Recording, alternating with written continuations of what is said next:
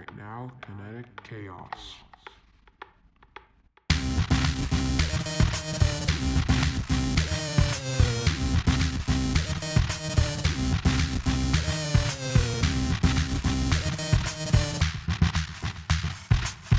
Kinetic chaos. Good evening, good afternoon, and good morning. This is Kinetic Chaos Podcast number 83. I'm actually doing the prelude to today's show. We were lucky enough, Wes and I, to sit down with the wonderful Larry Hoff, and we had over an hour-long discussion with him on all kinds of different topics, from what it's like to be a freshman up in the legislature to working with the governor, and topics that are affecting all of us right now. So I hope all of you enjoy this interview and have a chance to engage with any politician or any candidate out there that you may have an interest in. But the most important thing that we can ask for you is to vote. Please get out there, make your voice heard. You'll hear Larry reiterate this at the end of the show, but please get out there and vote. Can't stress that enough. Hope everyone has an absolutely wonderful weekend. Had a little bit of a change with our iTunes account, so we're working on that with Apple as we speak, but you'll be able to get this at our normal locations, and my guess is that it'll probably pop up on the iTunes feed as well. But you can go to Facebook, you can go to our Instagram profile, which is Kinetic Chaos Pod, same thing on Twitter, but the Facebook page has everything that you'll need. So please hit that like and subscribe and leave a good review for us if you are so inclined. Otherwise, have a wonderful weekend. And unlike earlier this week when we recorded an entire podcast, Wes and I did over the computer and only one part of the audio was picked up, this coming Monday we will record a podcast that you'll actually be able to listen to other than just my side of it. And we'll drop that on Tuesday. So we're looking to get back on our schedule of Tuesdays and Friday drops, and some other projects coming along as well. Really want to get back in this. Wes and I are having a blast being back behind the microphones, and are looking forward to bringing more guests on and having a little bit even bigger production. So with that, I bid you adieu. Again, wonderful weekend, and enjoy Mr. Larry Hoff. Welcome, everyone, to the Kinetic Chaos Podcast. This is a little bit different of a show. Today, we are joined by Mr. Larry Hoff, the our legislator from the 18th District, Position 2. Am I correct in that? Yes, sir. State representative. State representative. I apologize for that. I want to get some quick information out there for anyone that is looking for information on Larry. You can go to electlarryhoff.com. We'll have that information in the show notes when we drop this, so you'll be able to check that out there as well. How are we doing today, Larry? Doing well. I am joined, as always, by my good friend Wes, sitting to my left. No, I jumped the gun. Right here I am. He is to my left. Larry is in front of us, just to give you a little bit of a picture of how we're situated in Larry's lovely. Is this a man cave? This is. It could be considered a man cave. Yes. Could be. Do you come up here? I notice a pool table. Do you get to play a lot of pool out here? Not as often during the campaign, but. I can imagine. Let's start there. What's it like to run? So you've already won a campaign. What is it like now to begin a campaign for re-election? We're not going to talk about the 2020 stuff yet, just as somebody that this is new for you. What's that like? Well, it's just simply a matter of getting in front of as many voters as you possibly can with your principles, with your values, with your thoughts. It's an interesting exercise. I actually wish I was running for office in the 60s, because there wasn't the social media interaction, and you'd get to a Grange Hall or an auditorium or people's houses. Certainly can't do that now with our virus cloud, but but it was a different campaigning world then. I think I would have preferred that. I can absolutely imagine that. It's got to be a little bit tough, especially with COVID, not being able to get out there and make those connections, because that's one thing that Wes and I commented on a lot when you had your first campaign, is just how engaged you were with the public.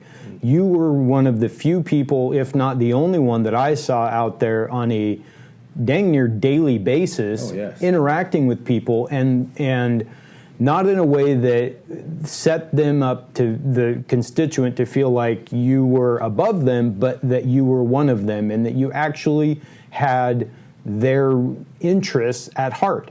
And I think that's different. And I've used you as an example of so many politicians that I wish would have the decorum that you have, just to speak with two knuckleheads like Wes and I and have a willingness to do so. And so for that, I want to thank you, and I'm sure many people want to thank you for that as well. And I know Wes has been out there waving signs for you and doing that. So you have, along with the fact that you are great with the people, then that brings more people to you to want to help you.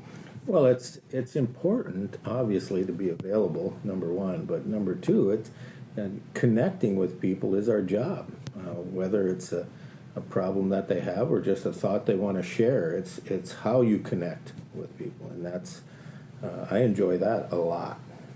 I think that you're one of the few people that enjoy that, and that's my strict opinion. But having been around politics for a long time, I have not seen an overwhelming willingness from many politicians to really get down and discuss the hard topics with the people.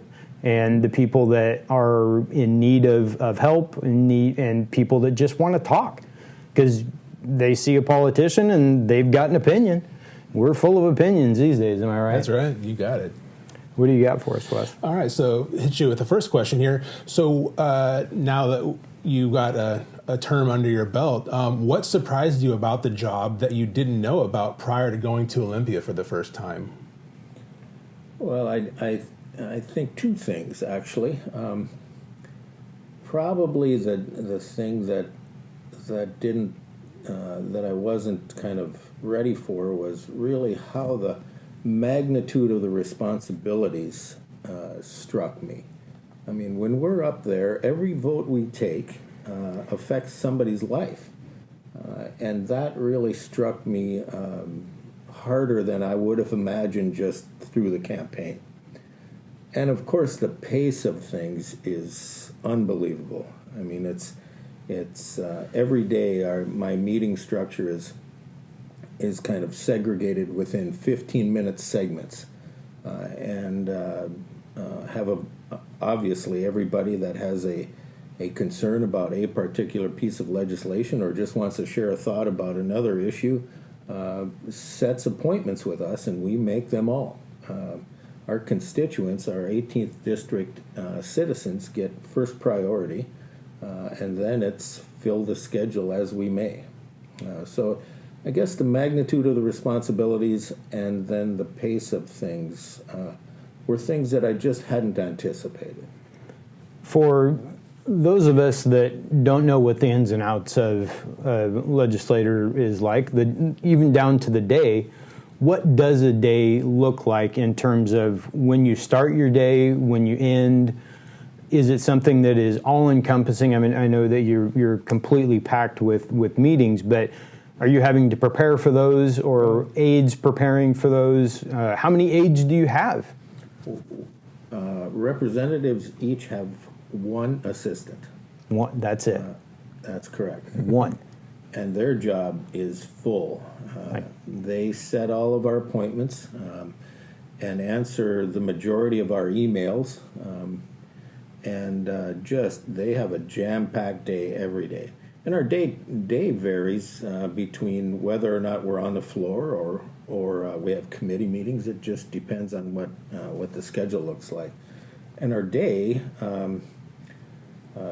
can be as short as 7 o'clock in the morning to 5 or 6 at night, to 7 o'clock in the morning to 5 o'clock in the morning.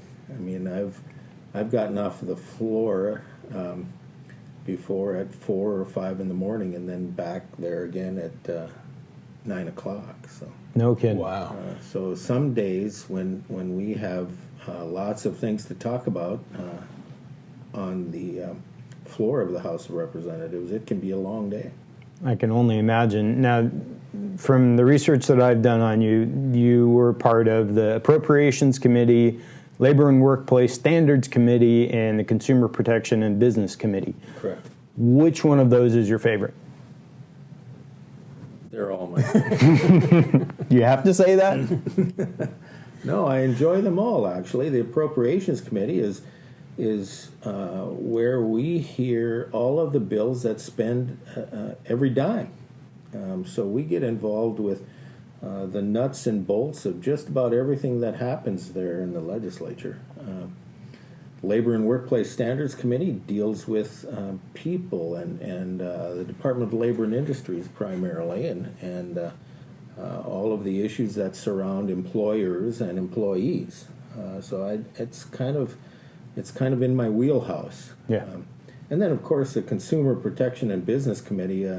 I'm the assistant ranking member on there, and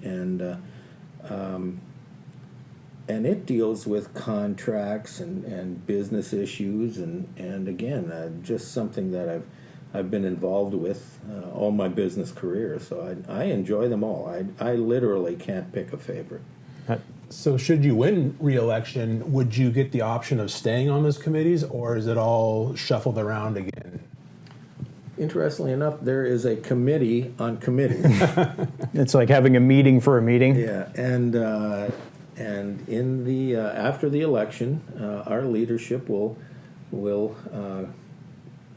meet to decide who sits on what committees. My hope is that I stay on these committees, just because, again, it's kind of where my background has been for 35 years. So I'm excited to keep the committees I have, and we'll just see where I'm needed the most. So do you have a voice? Can you tell the powers that be that, hey, I'd really like to stay on this committee, or is it just You can. by chance? Okay. You have the ability to share your thoughts. Okay. When it comes time to assign those to a freshman, do they look at your background?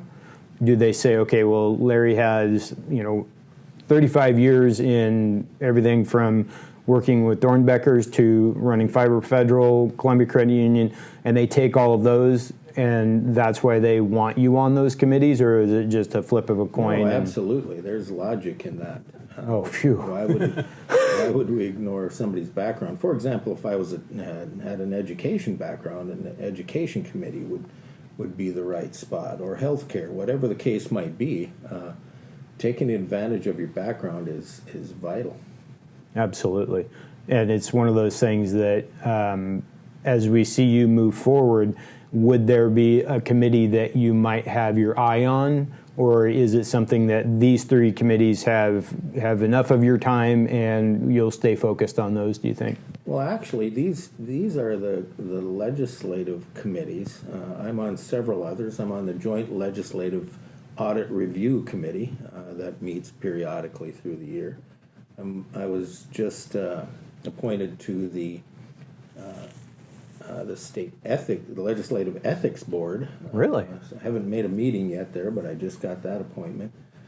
I'm on the State Building Code Council, which is vital to our Clark County business environment or building environment, Yeah. and so I'm excited about that as well. And I'm also on a committee that deals generally with financial institutions, and I'm looking forward to being a strong part of this. It's a financial education public-private partnership, where this committee works to kind of coordinate with teachers in school districts to get more financial education into the schools. And that's kind of touching on my credit union background as well. Absolutely. And I think that is something, as a parent of two children, one that has already gone through the school system, he's 21, but I have one that's right in the thick of it. He's 14 years old, dealing with Zoom and education and whatnot. But one thing that we really try to impart on him is that he's got to learn these things like a checkbook. What's a checkbook?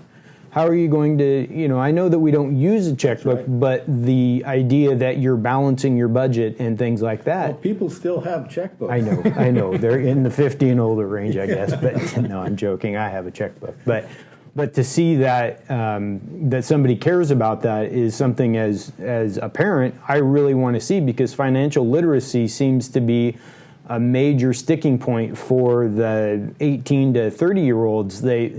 They almost don't have a really good grasp on what it takes to build wealth for the future, because whether that may be they think that it's going to be taken care of for them or it's magically going to appear. This has to be taught to them. They need to understand that. So I applaud you for wanting to bring that to the forefront. There's no question about that. If we can get into the schools and help our children understand that how to balance a checkbook and the variety of different things that they're going to face when they leave home, how to pay for a car, how to get a loan for a house, their first house. Mm-hmm. Those are important things, and we're working to get that education back into the schools. Awesome. Got a question from a constituent for you. Being in the minority party in the House up in Olympia, how do you remain optimistic about things, knowing that a lot of the bills that you're behind and that you support may never get passed? Wow. Next question. No, the majority-minority kind of separation is an interesting dynamic in Olympia, and it's important to understand that the relationships you build make a difference on the floor. Now, there are many times where the majority and the minority just absolutely can't agree. And then it's the majority's option to just push a vote through. The minority's position then is to discuss the fact that they don't care for that particular piece of legislation, and as long as we can stay on the floor talking about the fact that we don't care for that, sometimes the majority starts to take a look at it and say, well, maybe they've got a point here, and sometimes the legislation doesn't make it through. But it's important to understand that elections have consequences. I'm a big fan of a split government. And right now, with the governor from one being a Democrat and obviously the majority in the House and the Senate being Democrats, there really isn't a lot of need to evoke the word compromise. So if indeed we had the Senate, for example, that was Republican, had a Republican majority, or the House that had a Republican majority, or the governor's office, at least at that point in time, we'd have to sit down and take a look at the good points of the legislation and the bad points and find some middle ground. At this point, my friends across the aisle have the majority in both the House and the Senate and the governor's office, of course. And we just work hard at helping them understand what we believe is right and wrong. To piggyback on that, one of the things that you've run on in 2018 and in 2020 is common sense.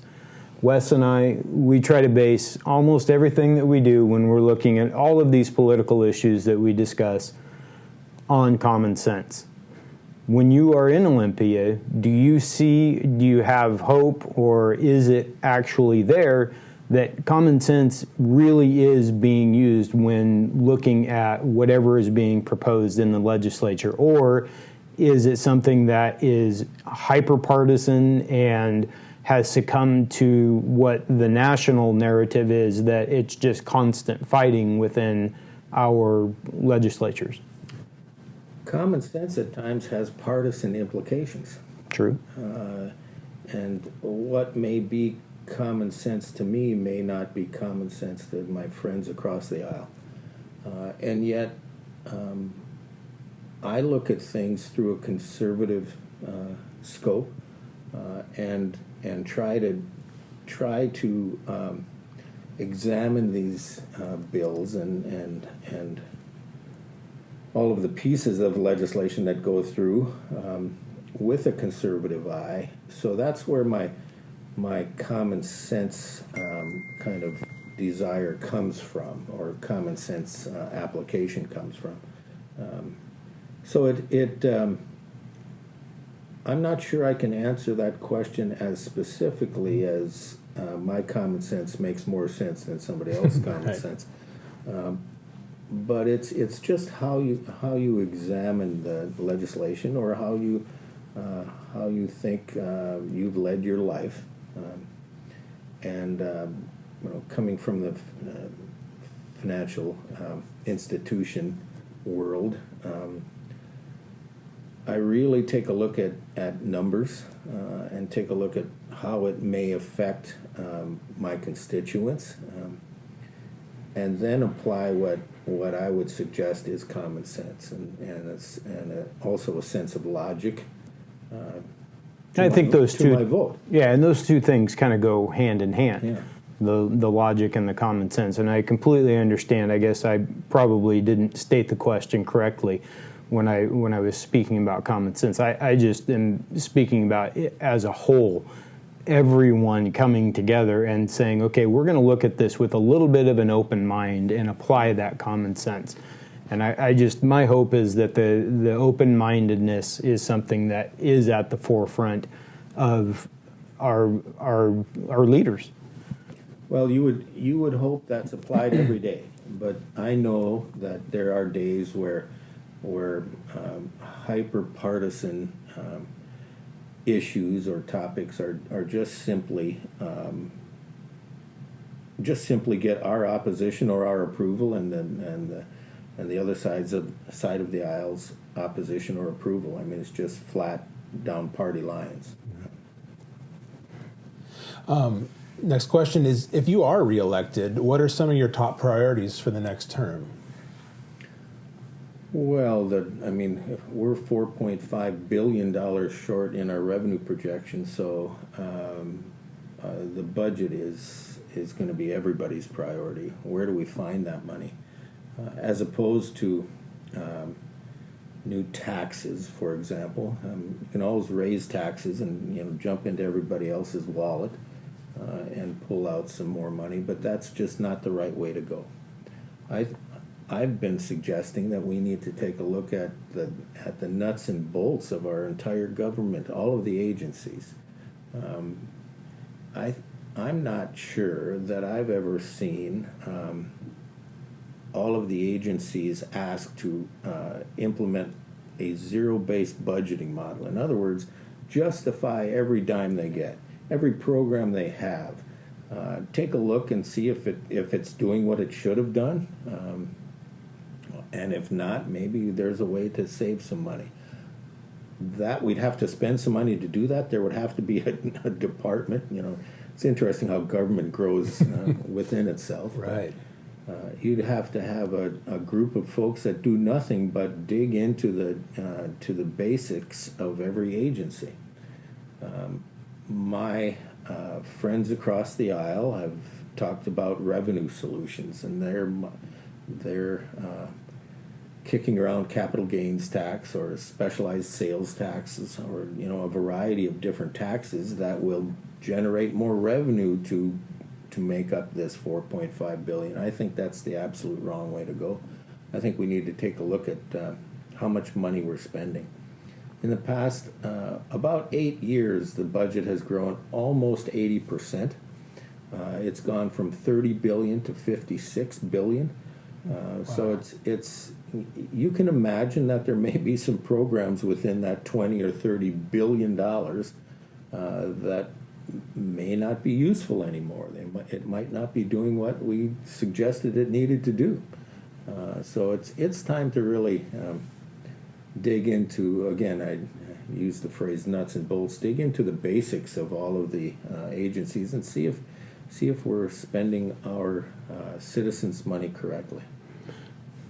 With that revenue shortfall that you speak of the $4.5 billion, can some of that be attributed to the economic downturn with COVID, or is that stem from pre-COVID issues? No, all of it. It's Generally, all I mean, all of the revenue coming into the state was dramatically reduced based on the virus cloud that we live in, the lockdowns that we have, the businesses, and in fact, that's another. We have to be thinking about the small businesses that are on the edge of closing down. Right. We have to take a look at what's involved with their resurgence or revitalization, for example.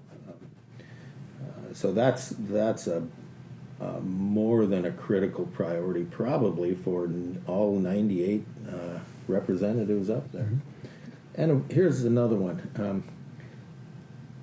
Our unemployment insurance trust fund is in trouble.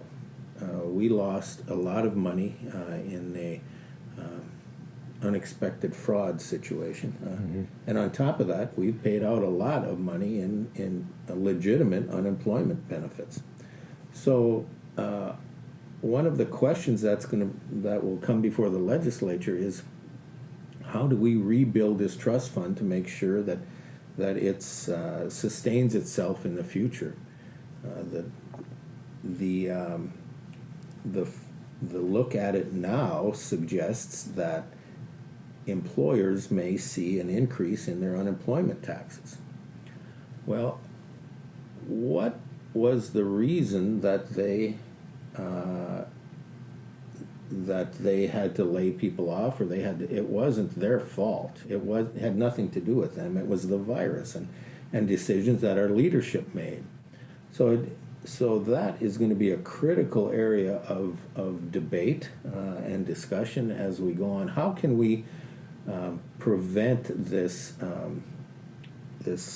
abnormally accelerated unemployment tax to be on the backs of our small businesses? So. That was actually one of the questions that I had, was because you have been a strong supporter of small businesses for many, many years. You firmly believe in them. You know that they're the backbone of our economy. You touched on how we need to look at bringing them back. When we look at a place like Washougal, we're seeing businesses close down on a fairly regular basis. The question then becomes, well, where do those people go? And how do we reinvigorate them to stay the course to get back into business? If you were one of those small businesses, let's say you owned a small restaurant, and you saw the challenges in front of you, and I know I'm kind of putting you on the spot here, but what is the first couple of things that you would look at to revitalize that business once we get back to some semblance of normal? And I think that we're closer to normal than we're being led to believe. I think that things are working pretty well. We've done a tremendous job, especially here in Clark County, controlling this virus when we have 460,000 people and only, just over 3,000 of them have contracted it. I applaud Clark County for that. But going back to the small business, that doesn't mean that those restaurants aren't hurting, or the welding repair shop guy, whatever it might be. With your background in the small business, what's the first thing that you would go after to come back if you had one of those types of businesses? Well, I'd absolutely stay heads up on all of the programs out there that assist small businesses. There's federal programs, there's state programs. Our small businesses need to stay right on top of that. Some of the federal programs have forgiveness, loan forgiveness options. They need to be taking advantage of that. If I was a restaurant coming back, I would hire Wes, because I understand he's got a pretty good barbecue thing going on. This guy too. I just know how to eat. This is a very good eater. But it obviously is unique to each particular business. Mm-hmm. But it's a matter of making sure that you watch your expenditures. You be very careful in in your profit margins, and you try and take advantage of every time that there's a phase change that's a benefit to a business. Take advantage of it right away. The restaurants just got to add another person to a table and got to serve liquor for another hour. I mean, I struggle a little bit with some of those restrictions, but take advantage of every one. And speaking of restaurants, just in particular, the Clark County restaurants have a unique kind of association or meeting format. They get together every week and talk about the challenges that they're facing. I'm on most of those Zoom calls. Really? And interestingly enough, some of them have figured out other ways to handle these things appropriately, handle the social distancing or the mask wearing requirements or whatever the case might be, the separation of tables. But there are people on there sharing their ideas. So I guess possibly my recommendation, just kind of centered, might be making sure that they don't think they're alone. There are other businesses that are going through the same thing, and just check around, see what somebody else is doing. All of our businesses in Clark County are more than excited to share what they know, especially as we gather our thoughts around getting out of this virus challenge. So you're not alone. And that's such an encouraging thing for everyone to hear, that people are willing to work with others, because we have seen a lot of divisiveness, not just in 2020, but it's been going on for some time. And to see those businesses come together and share that information, because like you, I agree, there are businesses that said, okay, we have to pivot a little bit, but they have gone gangbusters. They've actually exceeded what they were doing in the past. And so it's those types of folks that are willing to look outside the box and not just say, okay, well, I only make widget A and widget B, and I can't see anything other than that.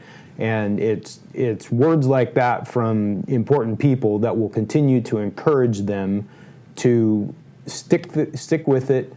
We're going to get through this. We're not all going to go away, and people still want to eat. It's something that I missed tremendously, is just going out. We went out for our anniversary a few weeks ago, and it was just incredible to sit down, have a cocktail, and have somebody else bring it to me.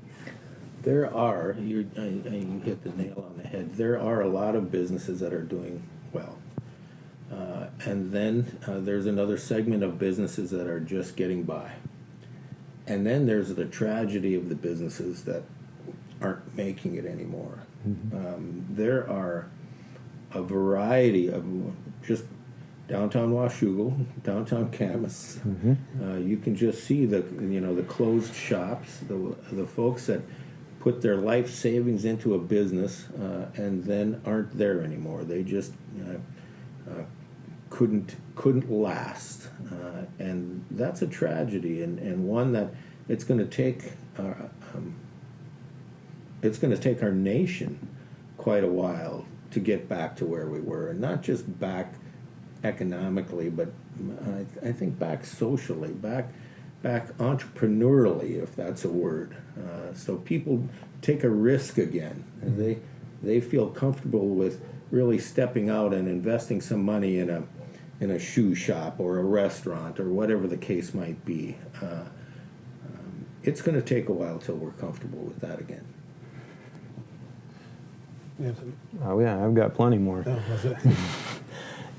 As you mentioned that, and we see these businesses that are going to be coming back, because like you said, I know businesses that have flat out run out of inventory because they have been so busy due to stimulus, due to the unemployment, things of that nature. So I think that for the unfortunate few that have lost that business that they did pour their heart and soul, I think that they will come back. But what do you think the timeline for that looks like. If you, and I know we don't have a crystal ball, but if we're looking at a year or two and COVID being involved in this, what do you think it's going to take to bring our economy locally here? I'm not talking nationally, but locally back to 90% of what it was. I'm not sure that anyone can answer that question based on the size of the unknown in front of us. I would imagine you would get an answer from a variety of people that would suggest that politics will have a bearing on that. However, wherever you sit in the political realm, you would probably get that answer. And of course, vaccines involved with the virus will make a difference. Therein lies another challenge. How are the vaccines distributed? Who takes them and who refuses to? So there are just so many monumental unknowns that I think I would be remiss to give you an answer. I hope it's sooner than later. I hope by the middle of next year we have a tried and true vaccine that we can distribute effectively. But again, the distribution and the application and the ability to accept whatever is determined to be viable is those are just questions that are tough to answer right now. Very tough, and I think that the future is one that's murky, but one that we can certainly, as long as we hold our head above water and don't let fear dominate our decision making. And that is something that, as a normal guy who just goes to work and doesn't have any big stature on earth, that's one of those things that I want to continue to see people move forward with, and that our legislature will help empower people to do that, whether that be with a campaign that's starting businesses or programs or something like that. Not that handouts are the answer, because I think that some of the issues that we're dealing with right now have to do with people maybe getting a little bit more than they probably should have. And that's my thought. I'm not putting any words into Larry's mouth whatsoever. But it's something that we're looking at another round of stimulus. What do you think that round of stimulus may look like for Clark County, for Washington, and for the nation? And pick one of those, probably Clark County. What do you think the best route of stimulus for your constituents are? Well, throwing money back into an economy, however you do that, is always positive. The problem with our stimulus programs, or not the problem, but neither Republicans or Democrats talk a lot about our growing debt position, and that was my next thing I was going to talk about. It's just you don't hear the fact that we're 30 trillion in debt, whatever the case, whatever the rolling number is today. Mm-hmm. But I'm going to go back to a thought that you had a second ago. You talked about not operating kind of under a cloud of fear, and I think let me preface this by suggesting that you couldn't pay me enough to be governor of the state. Well, everyone has a number, Larry. Yeah. Everyone has a number. Although I do believe that he's made some decisions that I wouldn't have suggested are proper. He has a very tough job. Mm-hmm. But one of the things that I think he's not spending enough time on is talking, really suggesting that there is hope that there is a light at the end of the tunnel that isn't a train. And it's just a matter of keeping the citizens with as positive of an attitude as he possibly can. We simply here,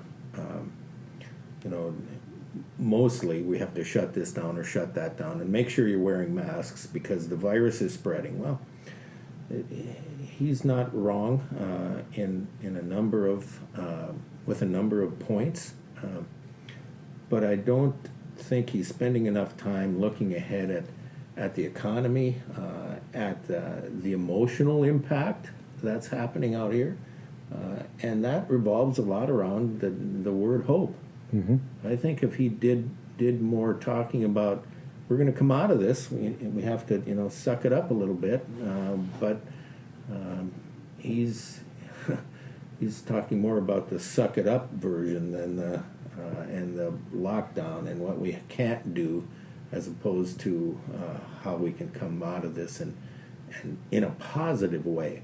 For example, I think there's plenty of opportunity in our economy today that we could loosen up, that we could open up more, and that doesn't mean completely throwing out science and our medical challenges and understand that. But I used the restaurants as an example earlier. They have ways to expand their capacity safely, and I don't believe our governor and his circle of advisors are truly taking a look at the possibility of opening our economy more and spreading out more of the hope. I think that is one of the best things that I've heard in a long time, because as Wes and I were on our way over here, one of the things that we talked about is the emotional toll that this entire pandemic is taking on humans. That just human level of needing to have interactions with other people, not even on a regular basis, but to be able to go out and visit a friend or go have that cocktail that I mentioned earlier. And I think that a lot of that, I know people that have left jobs because of the fear that they read. They watch what the governor says, and they truly believe the sky is falling. And the Chicken Little approach is not going to invigorate a base of people to go out and solve problems. It's going to cause them to go bunker down and hope that the anvil that Wile E. Coyote has above us doesn't hit us. Those are the things that I think that are really going to lead us out of that, is that positive, and we really try to focus on positivity here. Absolutely. Finding that just goodness in people and the strength that we have. I mean, look at what this country has done in such a short period of time. Generally speaking, we've accomplished a hell of a lot. And this is a blip. We made it through many other things that were far worse on our society. And so I think with the help of guys like you and that positive message that you can present to the governor and his advisors or whatever it might be, they need to hear that. That's my opinion, but they do. I had another question come in from a constituent, and he actually talked about or touched on the subject briefly a while back ago, and that was with the unemployment scam that hit the state. Estimates put it between $550 and $650 million that was lost to a Nigerian crime ring. Is there any recourse towards recovering? I know some of it has been recovered, but is there any recourse going forward trying to recoup the rest of that? And also, the commissioner of that department, are they being held accountable? Because they're still employed. They're still with that department. They're still the commissioner, correct? Yes. The commissioner's name is Commissioner Levine, and she still has her job. There have been a variety of calls for her firing. And actually, I'm a little bit surprised that she hasn't resigned. I know if I was in that position, I would have fallen on my sword. because it was just absolutely unacceptable. And because she was the head of the department, she's ultimately responsible. But so let's go back to the numbers for a second. The loss was around $650 million, and they've recouped approximately. I think the last number I heard is they've recovered about $350 million of that. So the difference of $300 million or so is what we lost, and that more than likely has no chance of recovery. So in addition to the fact that all of this fraud happened and obviously shouldn't have, what it now adds to is the heavy weight that we're going to put on the back of our small businesses for their unemployment taxes. That 250 or 300 million coming out of the trust fund wouldn't have needed to be, and it's hard to. I've sat in several meetings about the fraud, and obviously there has to be some sense of confidentiality, so we can't suggest here's what happened and here's what they're doing to stop it, or the bad guys are going to listen to your podcast. And we don't want to be responsible for any more than we already are. It's a shame, actually. It's a shame that it wasn't caught earlier. If you start doing the math on $650 million in fraud, and you assume that everybody got a week's or 2 or 3 or 4 weeks of unemployment, you divide that number into 650 million, you get 100,000 instances of fraud. So what happened? Who wasn't watching that number? And although the department is working hard, they have a lot of people working long hours on it, and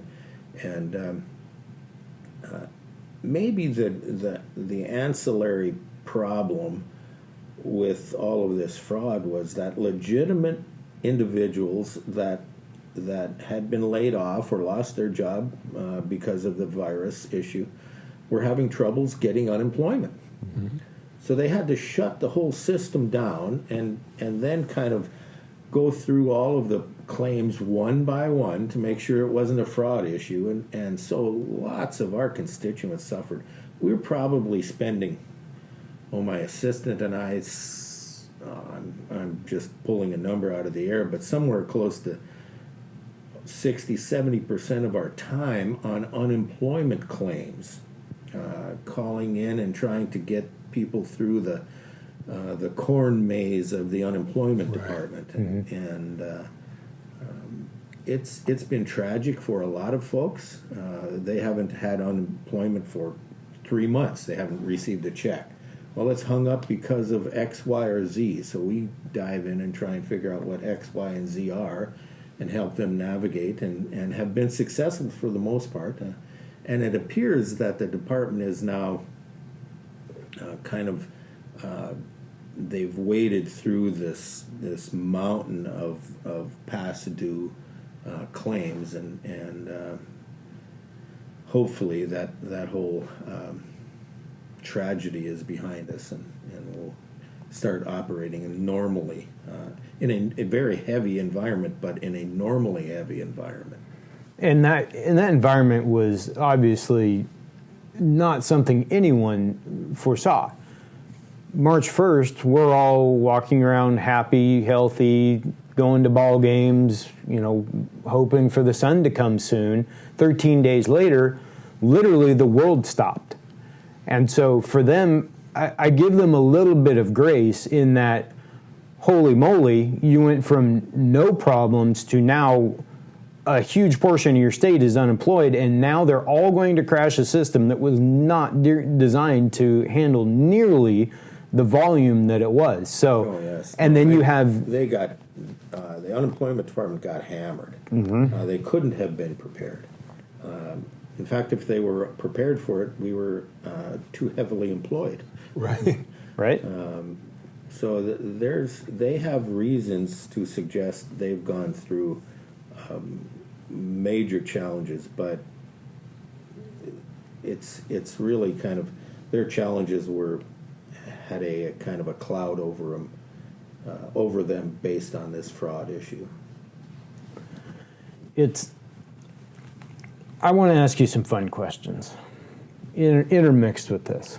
But when I say fun, I mean I want to piggyback on that positivity that we were talking about. What's the best thing that's happened to you, or that you see in 2020?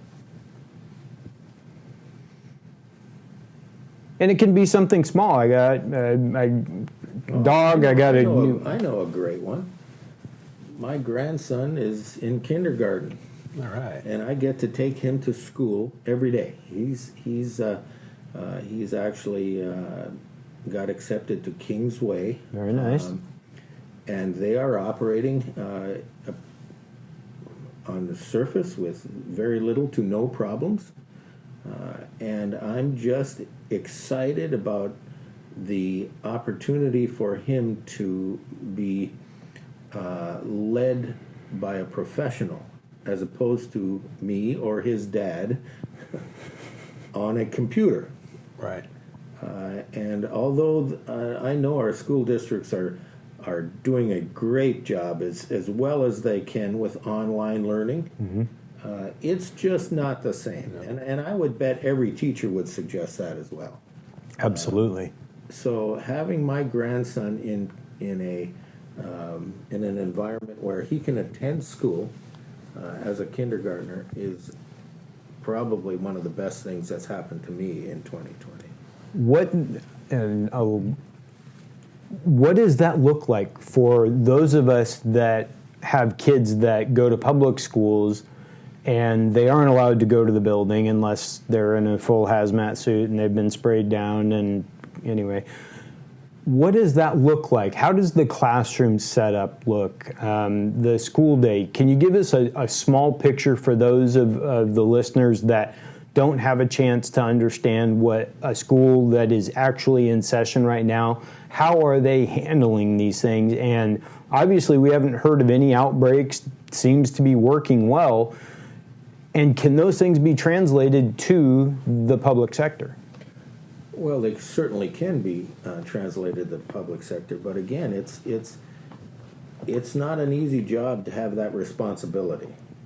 So even the folks that have made that decision at Kingsway, I applaud the fact that they have that responsibility and I don't. So the superintendents and all of the school boards in Clark County have a huge responsibility for people's lives and the health and well-being of our children. That aside, my grandson stays masked up during the day. He has a mask and a shield, and they're on constantly. When I walk in to take him to class, or his dad picks him up, or his mom picks him up, whatever the case might be, everybody's masked up. So it's working hard at the social distancing and the separation within all classrooms, and then of course the protection with masks and shields is vital in those areas. So I believe that we can do things safely and operate more efficiently in businesses and restaurants and in all of the shops in downtown Camas and Ridgefield by just being smart about it, as opposed to just let's stop the economic engine. Yeah. I think we need to look beyond the word stop and figure out how to start, really. And I don't want the job of the governor, but I would suggest that we should be looking at opening up a little bit more, but never discount the need to be safe. I'll follow that up with another positive question. Of the bills that you've worked on that have passed, which one or ones have had the most positive impact on the state, do you think? Well, again, back to the majority-minority issue. When you are a freshman and you are in the minority, the bills you pass probably won't cure world hunger. But one of them that I was proud of that I got passed was one that the Department of Licensing and I worked together with. And that just kind of paves the way for some professions to have an easier time at getting a license. It just made that whole process a little bit easier, and it had bipartisan support, and so it kind of made it through the corn maze of the legislature. So. When I want to go back to the tax thing, and this will be the last hard question, I promise. I've heard rumblings in the area of a state income tax. That scares the ever-living tar out of me, because that is one of the things that I believe makes Washington such a great state. Yes, we do pay sales tax, and that's fine. I have no problem paying that. I believe paying taxes is your civic duty, because I use those roads, I use public services, I want those police to come as fast as they can. But you talked about a major budget shortfall that we're going to be dealing with for many years to come. Is an income tax something that is being bantied about in the legislature, or do you think that we're safe from that for the time being? Well, there's opinions about an income tax actually being unconstitutional. So it would have to be designed around the constitutionality of the tax. For example, there is currently a discussion about a capital gains income tax. There will be several approaches to additional taxes in this next legislative session. We've already heard of a few. And again, back to my previous answer, I just don't think we're spending enough time taking a look at the money we're spending already, and to justify the fact that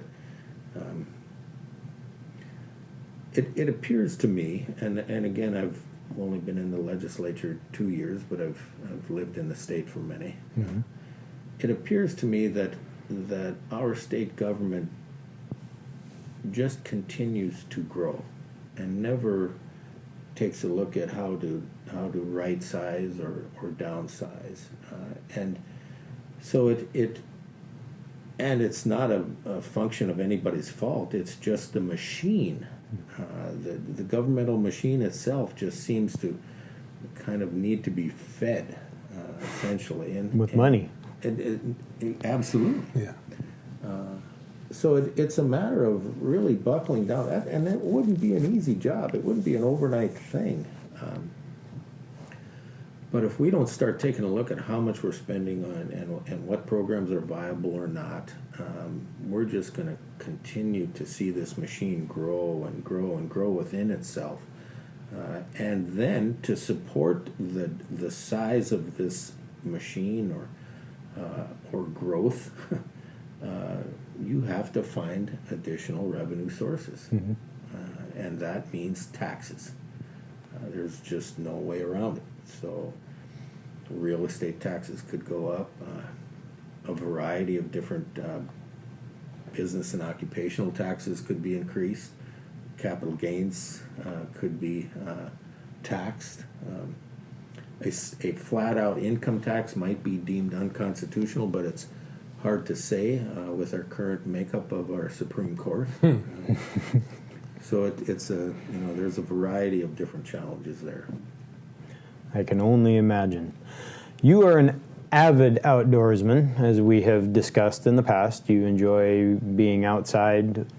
Have you been able to do anything lately that is fun, that is not sitting in your house with a mask on and whatnot? Get out in the forest, hunt. I mean, I'm looking at some fairly spectacular mounts. Anything in 2020 so far that's going to help add to the collection? There's no 2020 additions in this room. But I try and get out as often as I can. I enjoy just being outside. Last week I went mushroom picking, Really? mushroom hunting. Where'd you go? You don't have to tell us the I ads. told you, I know that, but you can give us a general area. So Western Washington or East. Okay, there you go. Yeah, just look over Ridge. I picked them in Washington. Yeah. We got a bunch of chanterelles. There you go. And so I just enjoy getting out. This next weekend is opening day for duck season, so I might try and get out a little bit. But it doesn't matter if I'm successful at finding a mushroom or bringing home a limit of ducks or filling my deer tag. Mostly for me, it's just being out in this wonderful environment and enjoying the peace and quiet of nothing happening. So I'm looking forward to doing more of that. Is your grandson being brought up to enjoy some of these things as well? I can only He imagine. spent a week with us archery deer hunting in Oregon and loved every day. So, I can only imagine. Yeah. Central Oregon, Eastern Oregon. Central Oregon, around John Day. Ah, I am very, very few. You know Fossil? I do know Fossil. That's where my wife's family is from. Oh. And in fact, there is a picture next to the diner of a lady that's about 6 feet tall, and that is her great-grandmother. Oh my gosh, I'll get through that dine. I go through Fossil every time I go down to John Day. I'm going to give you a hot tip here. Go see Sally. She has, so you know where the Mercantile is. Yes. Great Mercantile. Right next to it, Sally has a little shop with pizza and stuff like that, but she makes the best salsa you will ever eat. It's called Sally Salsa, and there's another restaurant just around the corner, but Sally is legitimately one of the best cooks I have ever eaten food from. I'm going to stop in Fossil the next time I'm through and get some Sally salsa. And get the quart, because if you don't get the quart and you get the pint, you're going to drive back to Fossil to get the quart. But luckily, she does do delivery. But Sally is a treasure in Fossil. That is for darn sure. That's a kick. Great hint. Yes, absolutely. And that whole area is spectacular. The painted hills and whatnot. Wes, do you have anything else? I had one final question, and this was from my wife, so I got to ask it. Otherwise, she'll get mad at me if I don't ask it. Have you had any experience working or communicating with Governor Inslee personally? And if you have, what was that like? I was part of the contingent that led him up to his State of the Union address. State of the State address, not State of the Union. State of the State address during the last session. So I spent about 30 seconds with him. And we talked about little nothings.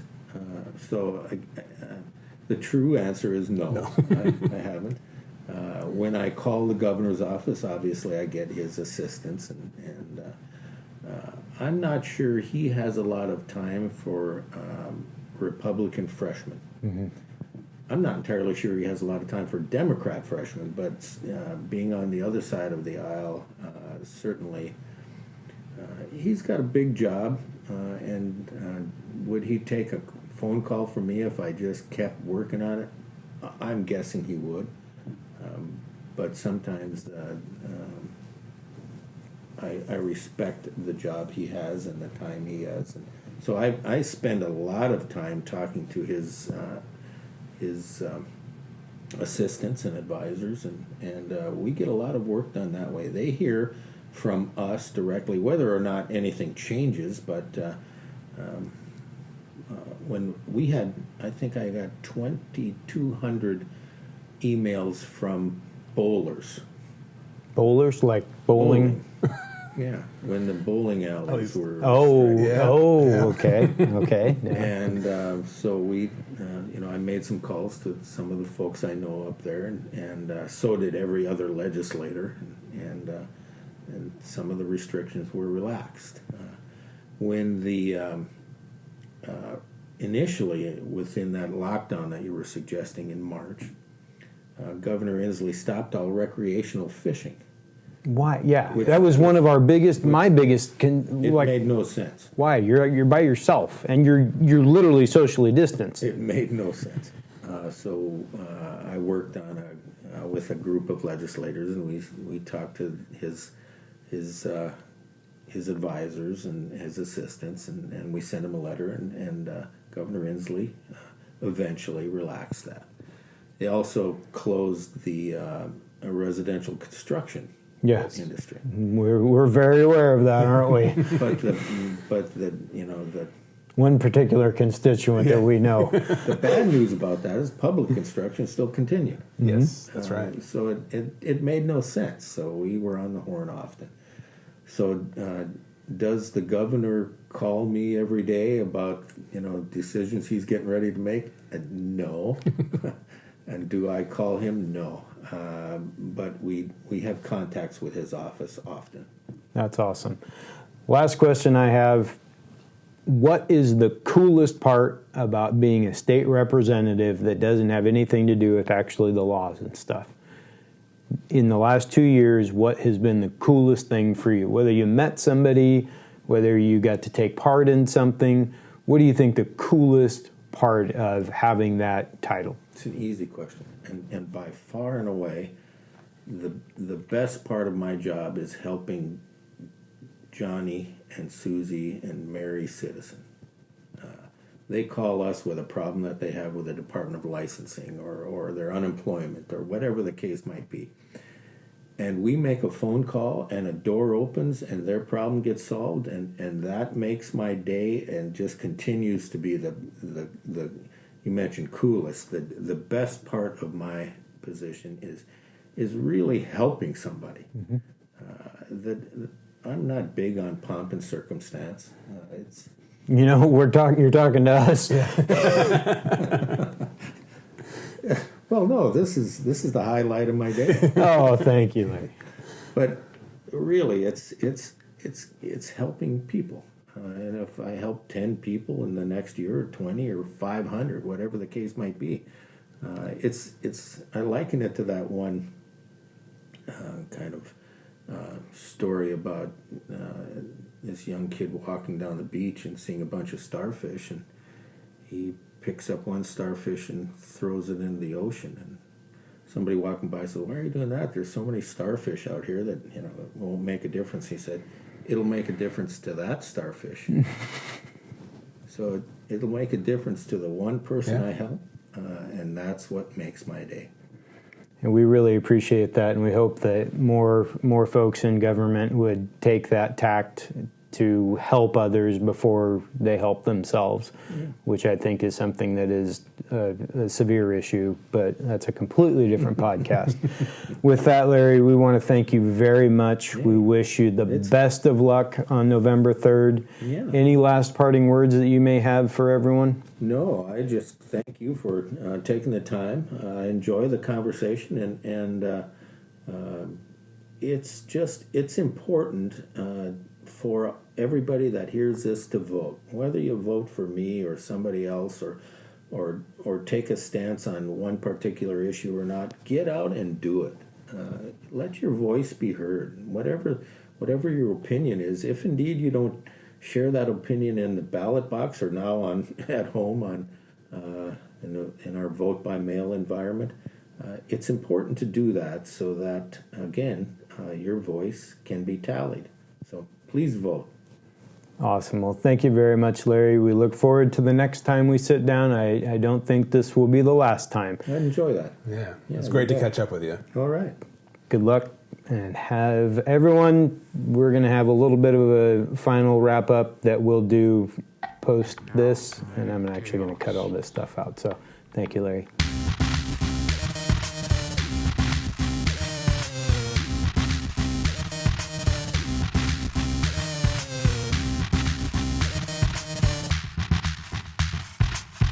Kinetic chaos.